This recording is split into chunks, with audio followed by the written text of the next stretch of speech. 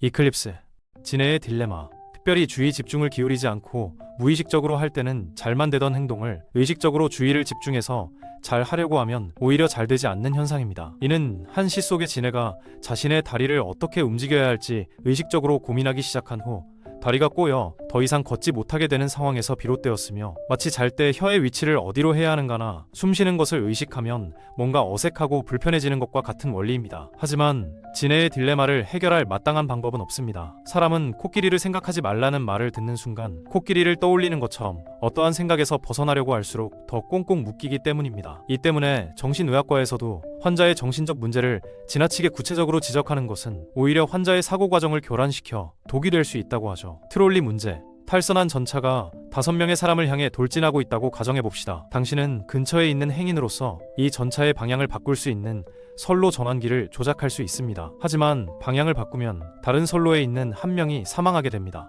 이때 레버를 당기는 행위는 도덕적으로 허용 가능할까요? 이 실험은 한 사람을 희생시켜 더 많은 사람을 구하는 것이 옳은가? 라는 도덕적 질문을 던지며, 이에 대한 답은 사람마다 다릅니다. 이는 공리주의, 의무론 같은 다양한 관점에서 논의됩니다. 사마리아인의 딜레마. 경제학에서 논의되는 개념으로 도움이 필요한 사람을 돕는 것이 오히려 그들의 의존성을 증가시키거나 스스로 상황을 개선하려는 동기를 약화시킬 수 있다는 문제입니다. 예를 들어 정부가 빈곤층에게 지속적으로 보조금을 지급하면 일부 사람들은 이를 당연하게 여기고 자립하려는 노력을 하지 않을 수 있다는 것입니다. 몬티올 딜레마. 당신이 이 한 게임쇼에 참여하여 A부터 C까지 3개의 문 중 하나를 고를 기회를 가졌다고 생각해봅시다. 한 문 뒤에는 자동차가 있으며 다른 2문 뒤에는 염소가 있습니다. 당신은 A문을 고르고 문 뒤에 무엇이 있는지 아는 사회자는 염소가 있는 C문을 엽니다. 그리고 사회자는 당신에게 B문을 고르고 싶습니까? 라고 묻습니다. 이 상황에서 많은 사람은 처음 자신의 선택을 유지합니다. 남은 2문 A와 B 중 하나이므로 어차피 확률은 2분의 1이고 굳이 바꿀 필요가 없다는 것이죠. 하지만 결과적으로 이 직관은 잘못되었습니다. 왜일까요? 조건부 확률이 적용되기 때문입니다. 이 문제에서 일어날 수 있는 상황의 경우의 수는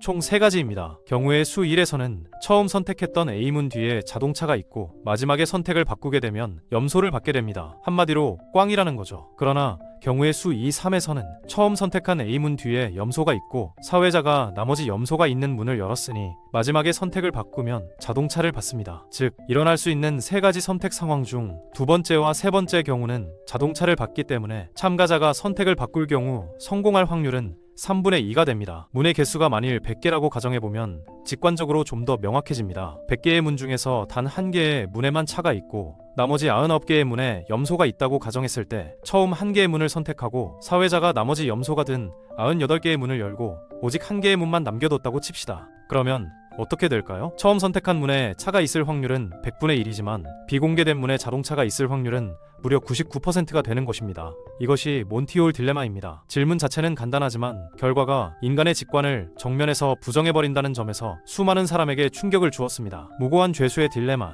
이 딜레마는 유죄를 인정하면 감형을 받을 수 있는 법 체계에서 발생하는 부작용을 다룹니다. 이런 시스템에서는 무죄를 주장하는 정직한 사람이 오히려 처벌을 받을 가능성이 생기는 반면 도덕성이 부족한 사람이 거짓으로 유죄를 인정함으로써 더 가벼운 형을 받는 상황이 벌어지게 됩니다. 즉, 정직함이 불이익을 초래할 수 있는 시스템적 모순이 발생하는 것이죠. 방관자 딜레마. 어떤 위급한 상황이 발생했을 때 주변의 사람들이 다른 누군가가 신고하거나 도울 것이라고 생각하여 아무도 행동에 나서지 않는 현상을 말합니다. 이식 딜레마.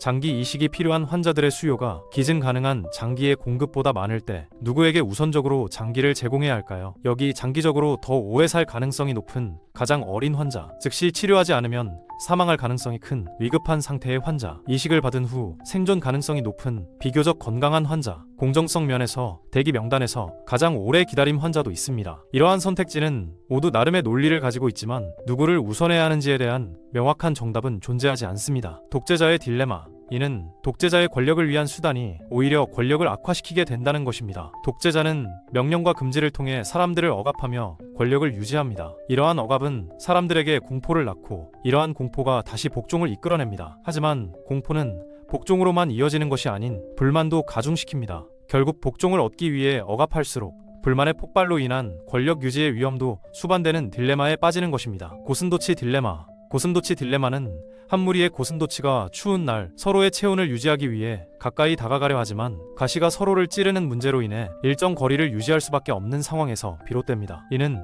쇼펜하우어가 인간관계를 설명하기 위해 사용한 개념으로 인간이 서로 가까워지고 싶지만 친밀함이 상처를 줄 위험을 동반한다는 점을 강조합니다. 이 때문에 사람들은 서로를 조심스럽게 대하며 일정한 거리를 유지하려 합니다. 자율주행차 딜레마. 자율주행차가 도로를 주행하는 도중 예상치 못한 사고가 발생했다고 해봅시다. 이제 자율주행차는 차 안의 운전자를 보호하기 위해 보행자와 충돌할 것인지 아니면 보행자를 보호하기 위해 차량을 제어하여 운전자를 위험에 빠뜨릴 것인지 선택해야 하는 딜레마에 빠집니다. 죄수의 딜레마. 범죄를 저질렀다고 추정되나 아직 확인은 되지 않은 두 용의자가 있습니다. 담당 검사는 다음과 같은 제안을 합니다. 다른 한 명의 공범에 대해 자백을 하면 자백한 그 사람은 석방하는 반면 다른 공범은 징역 3년을 받게 됩니다. 이는 상대편 공범이 자백을 했을 경우에도 마찬가지입니다. 즉 누구든 자백을 하면 자백을 한 그 사람은 석방되지만 상대편 공범은 3년의 징역을 받습니다. 그러나 두 공범이 모두 자백을 하면 각각 징역 2년을 받으며 둘 다 자백하지 않고 묵비권을 행사하면 각각 징역 6개월을 받게 됩니다. 당신이 만약 두 공범 중에 한 사람이라면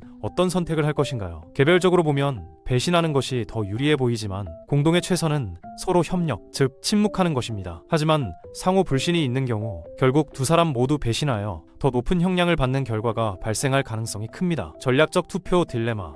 유권자가 자신의 선호 후보를 찍을지 아니면 당선 가능성이 높은 후보를 전략적으로 선택할지를 고민하는 상황을 말합니다. 만약 많은 유권자들이 자신의 이상적인 후보에게 투표하면 표가 분산되어 오히려 원치 않는 후보가 당선될 가능성이 커집니다. 반면 모두가 전략적으로 덜 선호하는 후보에게 투표하면 가장 선호하는 후보가 아예 경쟁력을 잃게 됩니다. 이러한 딜레마는 선거제도에 따라 더욱 심화될 수 있으며 특히 우리나라의 단순 다수제 같은 선거 방식에서 두드러지게 나타납니다. 하인즈 딜레마. 이 딜레마는 한 남자의 아내가 위독한 상태인데 그녀를 살릴 수 있는 약이 너무 비싸서 구매할 수 없는 상황을 가정합니다. 약을 만든 약사는 가격을 낮춰주거나 외상으로 주는 것을 거부하고 결국 남자는 아내를 살리기 위해 약을 훔치는 것에 대해 고민하게 됩니다. 여기서 핵심은 남자가 약을 훔치는 것이 윤리적으로 정당한가입니다.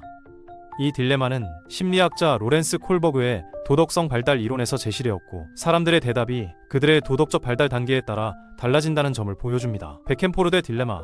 자유롭고 세속적인 국가가 시민의 책임감과 정직성과 같은 가치를 필요로 하지만 이를 법률이나 강제력으로 보장할 수 없다는 이론입니다. 만약 국가가 강제력을 사용한다면 더 이상 자유로운 국가가 아니게 되기 때문입니다. 이는 자유국가를 불안정한 상태에 놓이게 하며 결국 국가가 의존할 수 있는 유일한 요소는 시민들의 내면적인 도덕성뿐이라는 점을 강조합니다. 트리핀 딜레마. 특정 국가의 통화가 세계 기축통화가 될 때 발생하는 경제적 문제를 다룹니다. 기축통화가 국제 경제에 원활히 쓰이기 위해 많이 풀리면 기축통화 발행국의 적자가 늘어나고 반대로 기축통화 발행국이 무역 흑자를 보면 돈이 덜 풀려 국제 경제가 원활해지지 못하는 딜레마에 빠지는 것입니다. 하지만 오늘날 기축통화인 미국 달러화는 무역 적자를 줄이지 않으면서도 기축통화로서의 위치를 공고히 하고 있습니다. 이는 미국 국제 수지 적자 폭이 늘어나는 속도보다 세계 시장에서 달러 수요가 창출되는 속도가 더 빠르기 때문입니다.